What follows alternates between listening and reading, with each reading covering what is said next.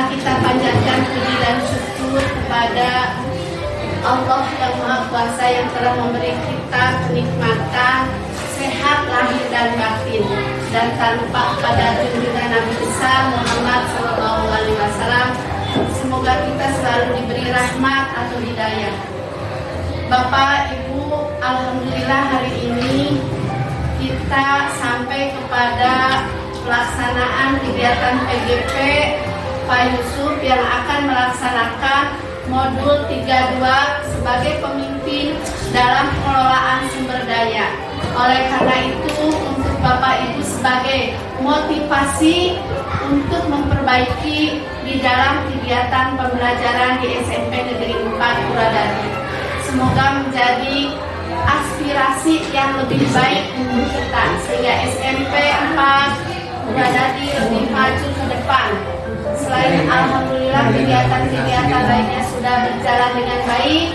Dengan ini Ibu tidak akan panjang lebar karena ada kegiatan materi yang akan disampaikan oleh Pak Yusuf bisa diperhatikan oleh Bapak dan Ibu sebagai motivasi untuk meningkatkan pembelajaran di kelas lebih baik untuk yang masa yang akan datang di dalam menghadapi Merdeka Belajar, dan akan menjadi kurikulum nasional pada tahun 2024. Wabillahi taufiq wal hidayah. Wassalamualaikum warahmatullahi wabarakatuh.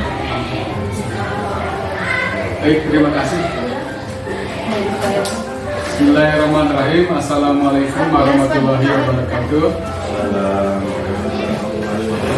Terima kasih atas kehadiran Bapak dan Ibu, dan juga saya ucapkan terima kasih juga kepada Ibu Kepala Sekolah yang telah mengizinkan saya untuk melakukan aksi nyata modul 3.2, yaitu pemimpin dalam pengelolaan sumber daya.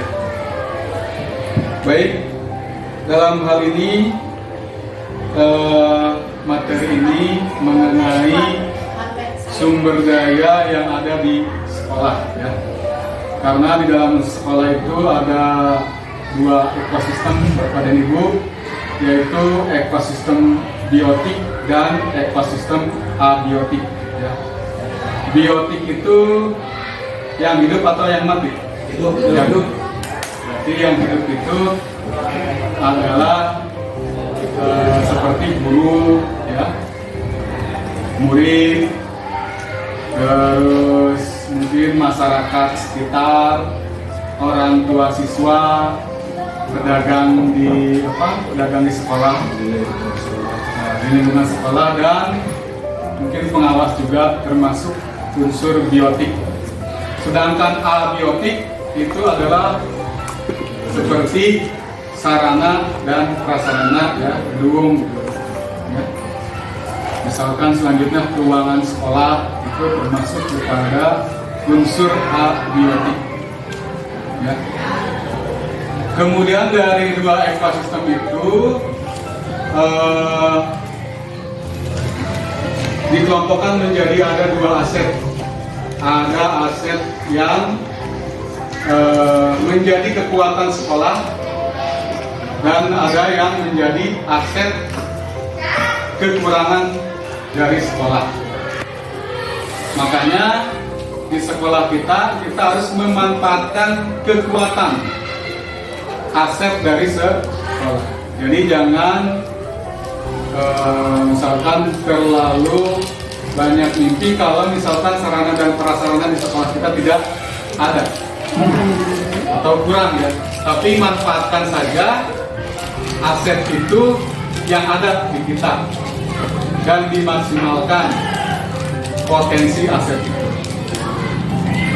Dan biasanya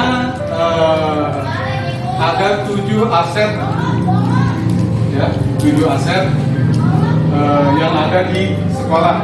Di sini saya sudah buat 7 aset sekolahnya, ya. Nanti kalau misalkan ada kekurangan kita akan kaji.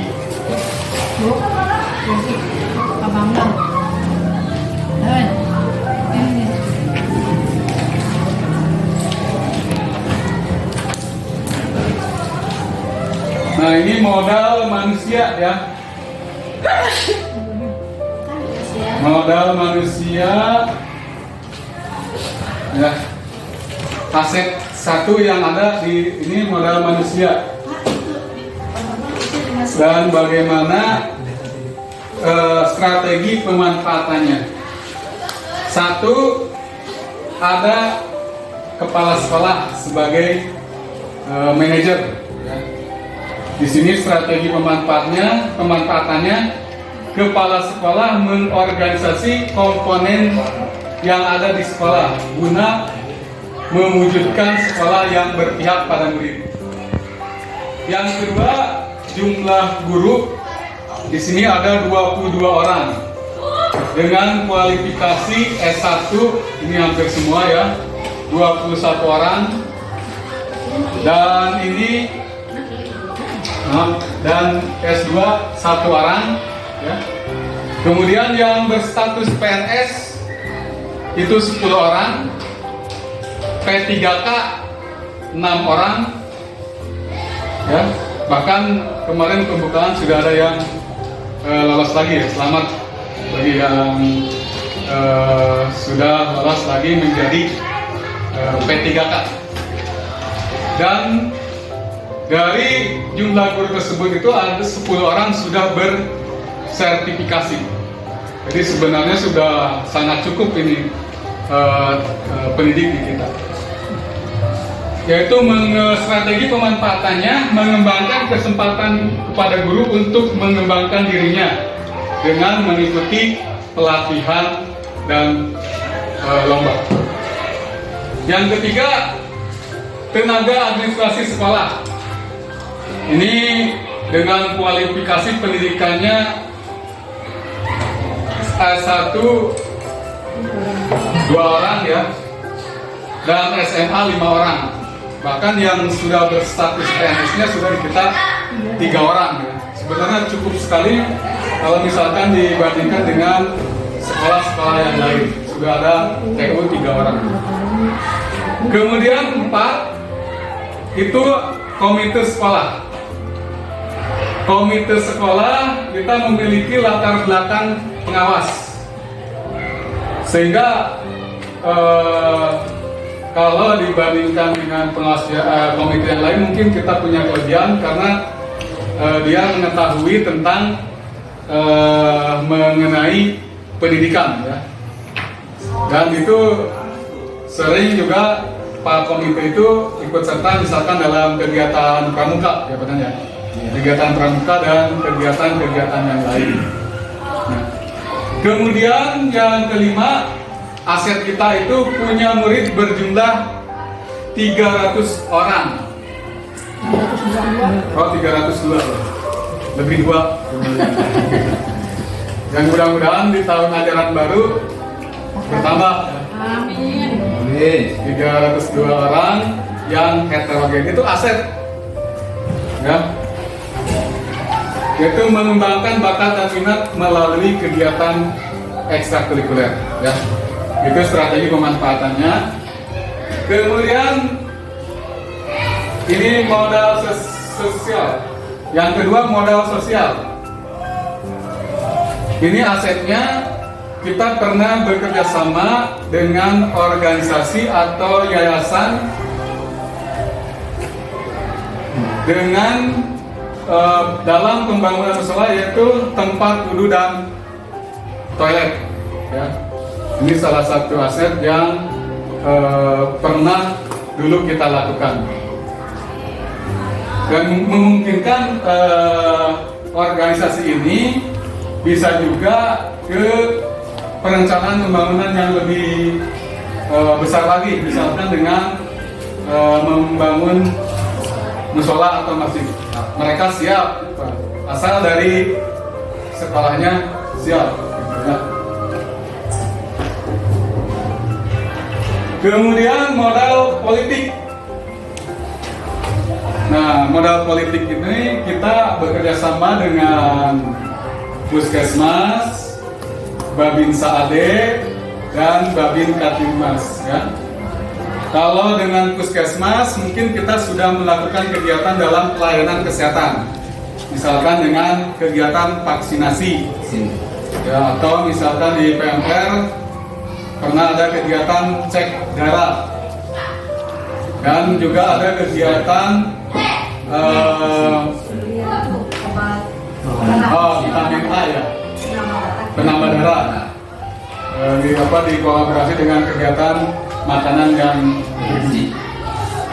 Kemudian dengan Babinsa AD dan Babin Kaptimas ya. Kalau AD itu angkatan darat ya, dari unsur TNI. Kalau Kamtimas itu dari unsur kepolisian. Nah, ini kerjasama yang kita lakukan adalah pencegahan kenakalan siswa. Jadi bukan dalam arti tindakan ya, kita lebih banyak kepada pencegahan siswa. Mungkin juga bisa kegiatan-kegiatan lain yang bisa dilakukan. Keempat, nah, ini modal agama dan budaya. Sebenarnya di lingkungan sekolah kita itu banyak masjid, terus tempat pendidikan agama juga ada, terus ada madrasah diniyah. Nah, ini bisa dimanfaatkan untuk menjalin kerjasama dalam bidang pendidikan agama ya. Seperti yang dilakukan suka nge-WA itu Pak Haji Kana, selalu nge-WA, katanya banyak yang mengaji di tempat beliau. Nah, ini bisa dimanfaatkan oleh kita untuk dikerjasamakan dalam bidang pendidikan agama. Kemudian dalam bidang budaya, di kita mungkin sekitar kita ada sanggar tari tradisional, jaipong, juga ada grup-grup kesenian ya. Ada grup singa, ada grup gedung ya. Nah, jadi siswa itu banyak yang ada yang belajar di sanggar, bahkan ada yang ikut pertunjukan dalam grup-grup singa tersebut, grup-grup kesenian tersebut ya. Kemudian di sini ada modal fisik. Nah, modal fisik saya membuat 3 kategori. Satu, ruang utama, ruang kelas, ruang kepala sekolah, terus ruang TU, ruang guru, ruang perpustakaan, ruang OSIS, PMR, dan laboratorium. Nah, ini untuk strategi pemanfaatannya yaitu memfasilitasi kegiatan pembelajaran dan kegiatan ekstrakurikuler. Yang kedua, ruang multimedia dan sarananya berupa Chromebook, TV pintar yang ini ya, dan termasuk jaringan WiFi. Itu seharusnya menjadi keunggulan kita karena jaringan WiFi di kita itu kita tanpa bayar ya, berbeda dengan di sekolah yang lain. Nah, ini pemanfaatannya adalah strateginya adalah untuk pembelajaran dalam bidang IT. Selanjutnya sarana olahraga, ada lapang voli dan futsal, dan juga ada sarana ibadah. Ini untuk memfasilitasi kegiatan pembelajaran dalam bidang olahraga dan agama. Ini untuk modal fisik. Selanjutnya ada modal lingkungan. Nanti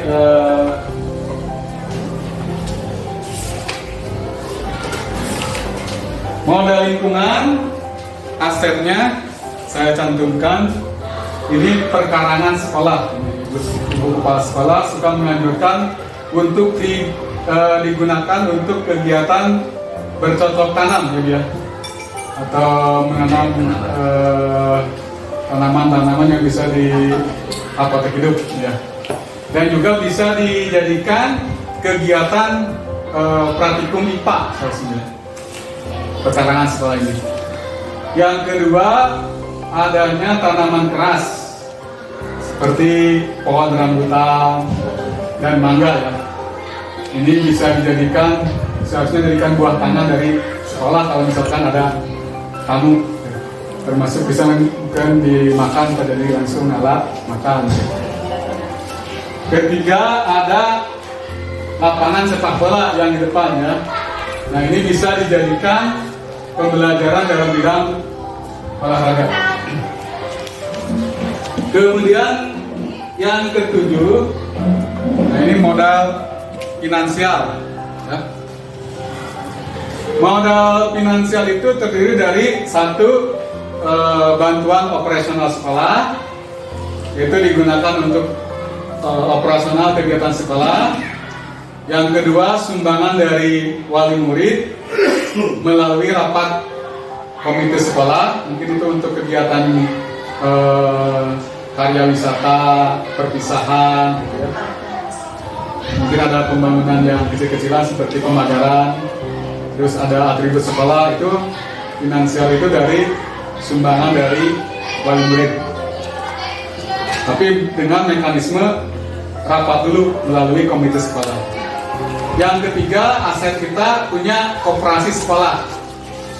Nah, ini tambahan kesejahteraan bagi anggotanya. Jadi adanya koperasi itu adalah untuk mensejahterakan anggotanya. Jadi sedikit-sedikit kita dapat keuntungan dari adanya koperasi sekolah. Barangkali gitu ada 7 aset sekolah yang perlu dimanfaatkan oleh kita. Berdasarkan dari pemaparan saya tadi, mungkin dari Bapak dan Ibu ada masukan atau ada tambahan sehingga itu menjadi kekuatan sekolah kita, aset kekuatan dari sekolah kita. Jadi dalam melakukan kegiatan itu jangan mencari yang kurang dulu, tapi cari kelebihan dari sekolah kita sehingga itu menjadi aset. Baik, mungkin ada masukan dari Bapak dan Ibu mengenai 7 aset pemetaan aset sekolah.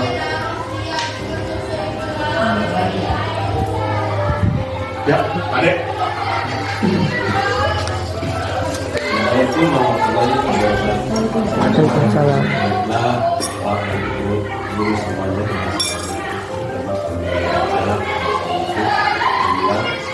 Bisa agak keras. Kebetulan saya di sekolah di sini termasuk salah satu pembina kebersihan mengenai sampah yang saya tangani.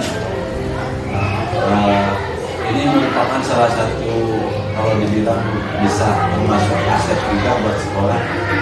Nantinya maksudnya begini, dari limbah-limbah tersebut kita ada 2 yang ditemukan, yaitu limbah organik dan anorganik. Di sini kita akan memanfaatkan sampah anorganik alias sampah kimia. Contohnya seperti botol aqua, seperti dan lain sebagainya. Yang sering ditemukan di sekolah ini adalah sampah anorganik itu botol aqua banyak berserakan. Di sini saya mau memberikan masukan, mungkin bisa ada manfaatnya atau bisa diterima. Nah, saya punya ide, artinya sampah anorganik tersebut alias botol aqua yang sudah kami tangani, gagasan saya akan dijadikan suatu bentuk kerajinan yang memang kerajinan tersebut bisa berharga setelah hasilnya ya. Artinya hasil dari kerja tersebut memberikan satu keindahan. Contoh, kita dari tutup botol aqua kita dibikin suatu kerajinan membuat jam dinding. Nah, di situ mungkin saya ide seperti itu salah satunya. Kemudian yang nomor 2-nya, saya sudah memberikan kepada siswa bahwa selain bukti kerajinan tersebut ada lagi suruh membuat pot kembang yang dihiasi dari botol aqua tersebut.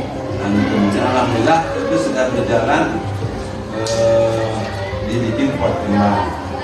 Dan mungkin selanjutnya untuk kedepannya bahwa sampah itu bisa kita menjadikan kompos ya Bapak Ibu dan semuanya, pemburu semuanya. Artinya dengan adanya sampah kita dibakar, kemudian nantinya hasil dari abu tersebut kita jadikan pupuk, mungkin bisa itu ya. Nah itu dari pemanfaatan sampah sehingga sekolah itu tidak bertumpuk sampah yang begitu sangat menjijikan. Jadi saya sebagai panitia, sebagai pembina kebersihan menganjurkan mungkin ide dan gagasan demikian. Terima kasih dari saya sebagai Baik, terima kasih Pak Ade yang sudah memaparkan salah satu aset yang dia tangani ya. Alhamdulillah ini ada menemukan aset ya. Jadi sampah yang tadinya tidak digunakan bisa digunakan ya. Jadi bisa dimanfaatkan maksudnya. Dan nanti bisa saya coba masukkan tantangan menjadi peluang gitu Pak ya. Jadi sampah tadi itu bisa dibuat jam dinding ya, tutup ini yang non organik ya, bisa tutup aqua itu bisa jadi jam dinding. 1, 2 tutupnya itu, atau bisa si wadahnya bisa jadikan hiasan dinding, pot bunga. Alhamdulillah kalau bisa itu nanti saya coba masukkan ke program yang coba saya akan gulirkan mengenai sampah ini. Tadi juga ada sampah yang organik itu bisa dibuat pupuk ya. Alhamdulillah. Nah, ini sejalan juga misalkan dengan keinginan dari Ibu Kepala Sekolah untuk mengurangi sampah di sekolah. Terima kasih Pak Ade masukannya. Mungkin selanjutnya ada lagi. Kalau Bang silakan. Bismillahirrahmanirrahim. Assalamualaikum warahmatullahi wabarakatuh. Waalaikumsalam warahmatullahi wabarakatuh. Nama saya Bang Sunarko. Kebetulan saya oleh Ibu Kepala ditunjuk sebagai Wakasek Kesiswa. Saya akan beberapa sedikit memaparkan, mudah-mudahan ini nanti akan menjadi aset, akan menjadi keunggulan kita di SMP negeri kita, menjadi siswa-siswa kita semakin. Ada 2 hal yang saya katakan. Yang pertama berkaitan dengan olahraga. Nah, alhamdulillah selama saya menjadi kesiswaan sudah 2 kali kita mengirim lomba paskibra.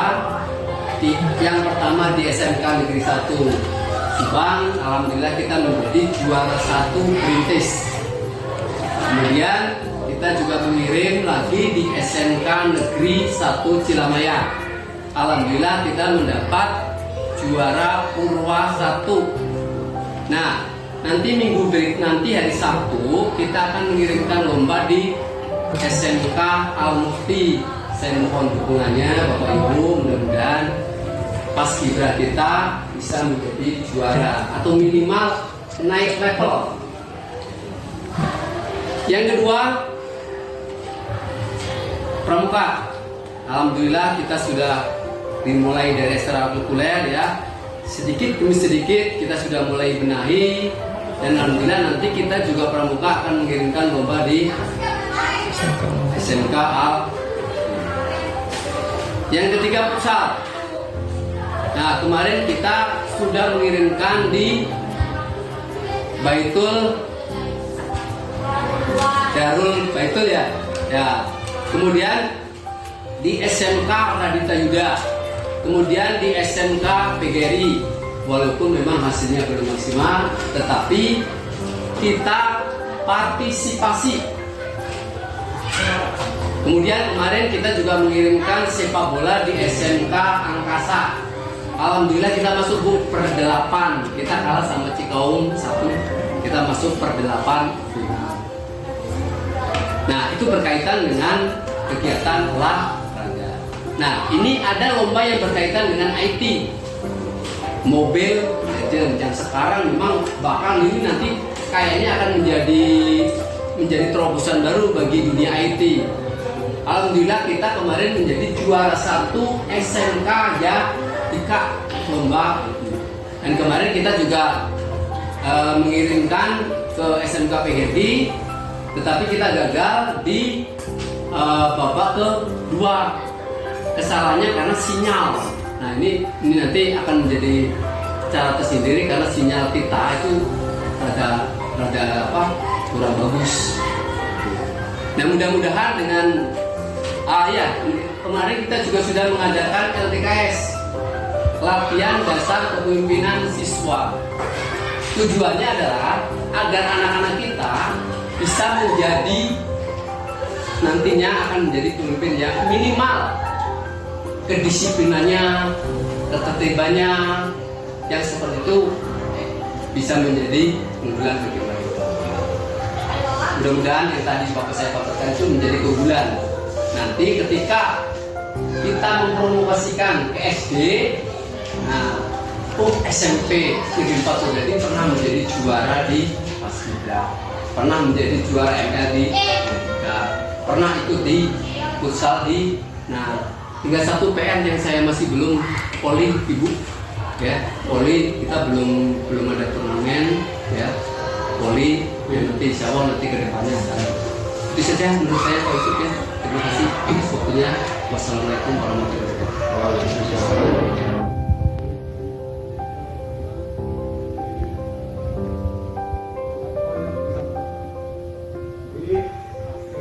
Berarti mengenai kegiatan ekstrakurikuler ya, sehingga dengan adanya kegiatan ekstrakurikuler itu mudah-mudahan bisa mengangkat nama baik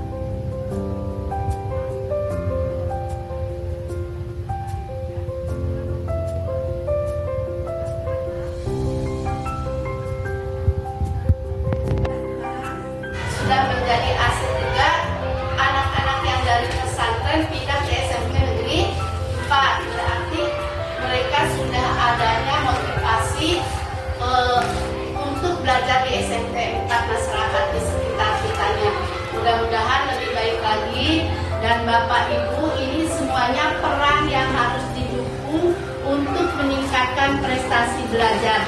Dan besok hari Sabtu ada lomba Paskibra, tolong doakan semoga berhasil dan pramuka mengenai teknik tali temali ya. Dan mudah-mudahan mereka berhasil sehingga menjadi membawa nama baik SMP Negeri 4 yang baik ke depannya sehingga bisa menunjukkan prestasi yang lebih baik lagi. Baik doanya, baik materi ataupun moralnya, ucapkan terima kasih. Mudah-mudahan SMP 4 menjadi jaya ke depan. Amin. Wabillahi taufiq wal hidayah. Wassalamualaikum warahmatullahi wabarakatuh. Baik, baik, terima kasih pada ibu kepala sekolah yang sekaligus juga menutup kegiatan aksi nyata modul 3.2 pemimpin dalam pengelolaan sumber daya. Terima kasih pada semuanya. Wabillahi taufiq wal hidayah. Assalamualaikum warahmatullahi wabarakatuh.